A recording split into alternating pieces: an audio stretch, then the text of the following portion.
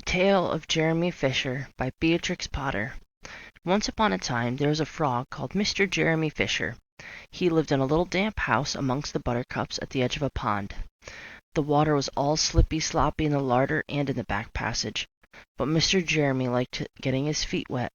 Nobody ever scolded him, and he never caught a cold.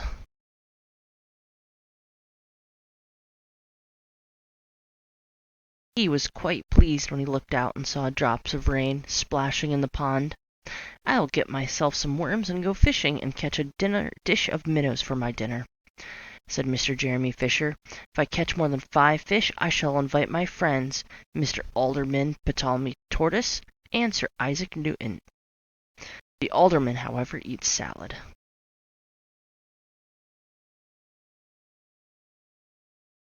Mr. Jeremy put on a mackintosh and a shiny pair of galoshes, and he took his rod and basket and set off with enormous hops to the place where he kept his boat. The boat was round and green and very like the other lily leaves. It was tied to a water plant in the middle of the pond. Mr. Jeremy took a reed pole and pushed the boat out into open water. "I know a good place for a minnow," said Mr. Jeremy Fisher. Mr. Jeremy Fisher stuck his pole into the mud and fastened a boat to it, and then he settled himself cross-legged and arranged his fishing tackle. He had the dearest little red float. His rod was a tough stalk of grass, and his line was a fine, long, white horsehair, and he tied a little wriggling worm at the end. The rain trickled down his back for nearly an hour. He stared at the float. "This is getting tiresome. I think I should like some lunch," said Mr. Jeremy Fisher. He punted back again against the water plants and took some lunch out of his basket. "I'll eat a butterfly sandwich and wait till the shower's over," said Jeremy Fisher. A great big water beetle came up underneath the lily leaf and tweaked the toe of one of his galoshes. Mr. Jeremy crossed his legs up shorter out of reach and went on eating his sandwich. Once or twice something moved about with a rustle and a splash amongst the rushes on the side of the pond. "I trust that it's not a rat," said Jeremy Fisher. "I think I'd better get away from here."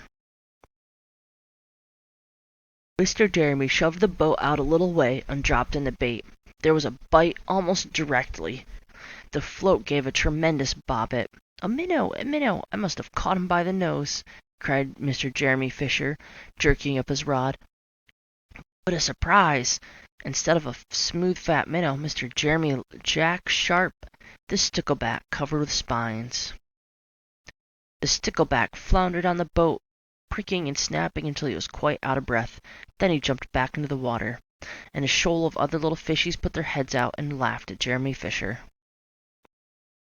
And while Jeremy Fisher sat disconsolately at the edge of his boat, sucking his sore fingers and peering down into the water, a much worse thing happened.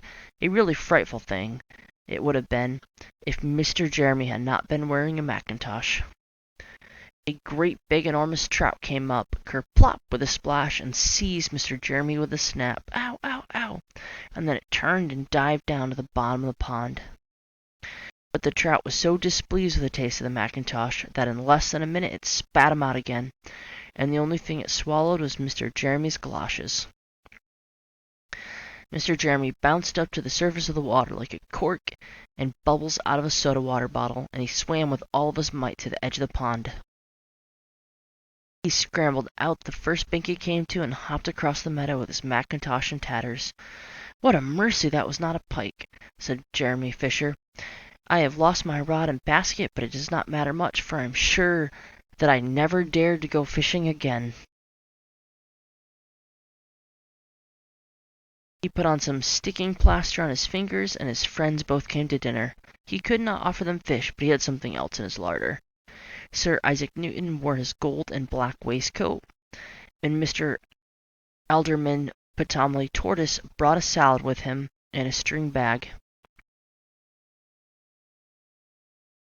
And instead of a nice dish of minnows, they had roasted grasshopper with some ladybird sauce, which frogs consider a beautiful treat, but I think it might have been nasty. The end.